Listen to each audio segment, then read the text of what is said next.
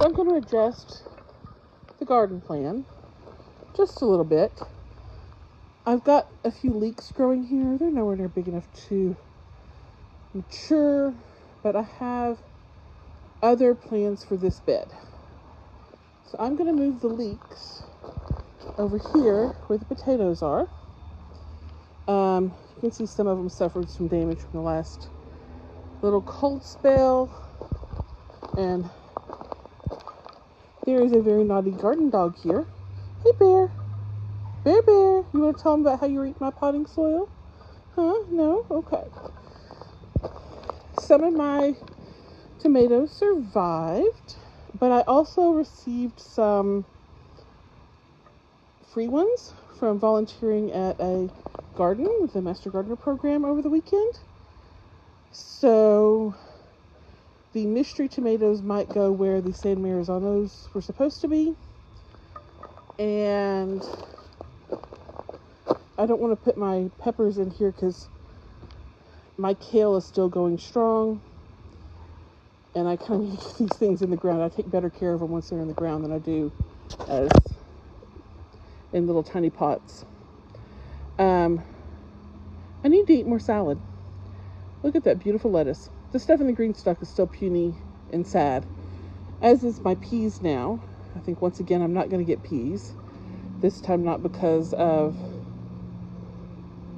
rodents and birds, but because I cannot grow in a green stock. But anyway, leeks are going to get moved over here to like on the edge of the potatoes. And I'll start putting okra over there.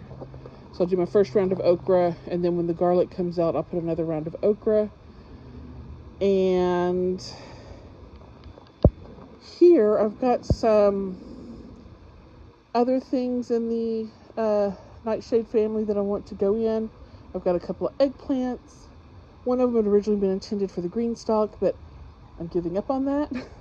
So I'm going to have 4 small eggplants here. And look at the butterfly. They are so pretty, and they are so horrible for my kale. Let's see. Yeah. And then I've got some other things like garden huckleberry and ground cherry that I've never grown before, but I'll put them over here as well. And so my peppers are going in grow bags this year. Look at that. That's a bell pepper I got from my gardening class because I killed my seedlings. I do that. I'm going to do things differently next year for starting seeds in hopes of making it easier to keep them watered. Maybe raise up the shelf that I'm working with. But yeah. And I have carrots finally trying to come in that I put the seeds in back in the fall, and they're coming out. So yay for that. I'll have a few more carrots. So I guess I need to get to work first by moving leeks over to the potatoes. Let's see what it looks like when I'm done. Okay, so you can see the leeks in there now. There's not a whole lot of them. When I was trying to start these from seeds, for the second year in a row, the cats decided that tray of soil made the best cat bed ever. And they knocked them over. This is what I was able to salvage. And they're kind of sad and small, but this allowed me to put them in a little deeper now that they're bigger. So yay for that. And I'll try to figure it out next year. Maybe that'll be one of the trays that I put the domes on, because I only have 2 clear domes. And I'm moving other alliums as well. These will get harvested in June. Same with these, and might be harvesting shallots a little earlier than that. I have some volunteer tomatoes here. Not sure what sort those would be, but over here in front of my blackberries, you see I've got some of my bunching onions, and as I harvest a bunch and I only need like 1 or 2, I take the rest and put them over here. Oh, and look, potatoes are starting to come in through these grow bags. I topped them off a little bit yesterday and then finished adding soil to this. This is the French fingerling. The ones in the bed are my Yukon Gold. This is the first time I've ever grown French fingerling potatoes. I'm pretty excited about those.